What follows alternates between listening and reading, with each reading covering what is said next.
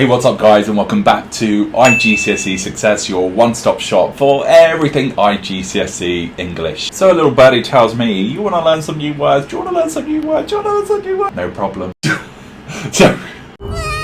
So in this video, I am going to be going through 20 ambitious adjectives to really make your writing pop. Now, what is the power of ambitious or precise vocabulary choices, you ask? Well, I often say to my students that ambitious vocabulary choices is like giving your writing a bit of a power up or a boost, a much needed boost. Because instead of saying big, why not say imposing? And in the same breath, instead of saying cold, why not icy or biting? The right words, guys, really make your writing far more immersive / engaging / other appropriate adjectives and far less boring. And remember, it's not just about using fancy words for the sake of it. It's about, I guess, using the best tool for the job. So with all that said and done, let's go.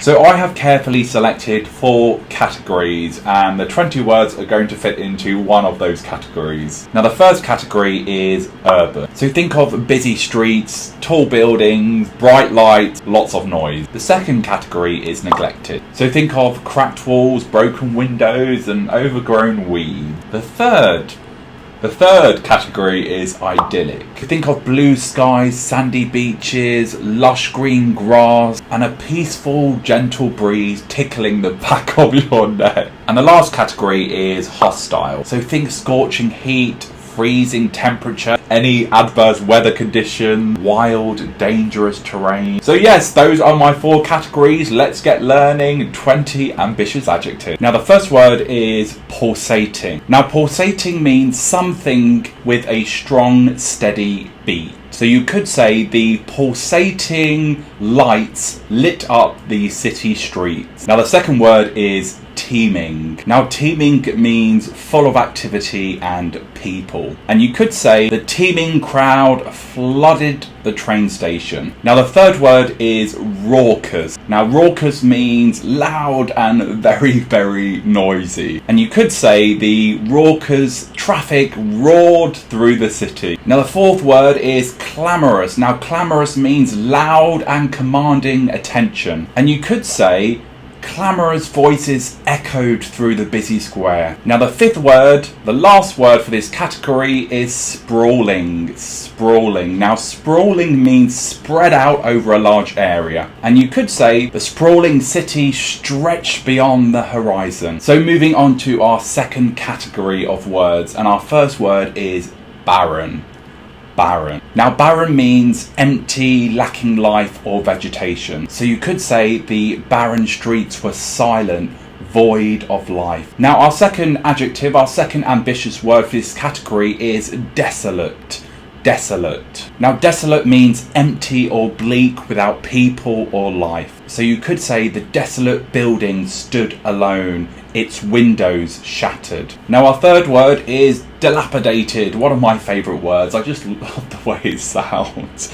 Dilapidated. So dilapidated as an adjective means, I guess, falling apart or generally in a poor condition. So you could say that the dilapidated factory was covered in rust and decay. Now our fourth word is very, very similar to dilapidated, and that is derelict. Derelict. So derelict means abandoned and in a state of disrepair. So you could say the derelict house was abandoned and had broken fences and overgrown gardens. Now our fifth word, our final word for this category, is forsaken. Forsaken. Now forsaken means left behind and deserted. So you could say the forsaken park was quiet with no signs of life. Now moving on to our third category, idyllic. Now our first word, again one of my favourites, and that is ethereal. Ethereal. Now ethereal as an adjective means light, delicate or otherworldly. So you could say the ethereal mist floated above the lake. The ethereal mist floated above the lake. Now our second word is otherworldly. Otherworldly, another favourite of mine actually. So otherworldly as an adjective means unreal, magical or beyond this world that we're living in presently. So you could say the otherworldly light in the forest made it seem like a dream. Now our third word is serene. serene. Now, serene means calm, peaceful, or untroubled. So you could say the serene garden was full of the inviting, gentle sounds of birds. Now, the fourth word is picturesque. Picturesque. Now, picturesque as an adjective means something which is visually appealing or beautiful. So you could say the picturesque street was lined with lots of quaint little shops. The picturesque street was lined with lots of quaint little shops. And our last word to finish this category is awe-inspiring. Awe-inspiring. Now, awe-inspiring refers to something which is impressive and as a result causes this awe or wonder. So you could say that the awe-inspiring sunset left us all breathless. Moving on to our last category, all words that fit under that hostile umbrella. So our first word for our last category is formidable. Formidable. Now, formidable means something which is impressive or large in size and it causes fear or respect. So you could say that the formidable mountains towered above us. Now, the second word is unrelenting. Unrelenting. And this as an adjective means something showing no mercy or slack. Something relentless. Now, the third word, another favourite of mine, is torrid. Now, torrid means extremely hot or dry. So you could say the torrid sun beat down on the barren landscape. Now, the fourth word is inhospitable.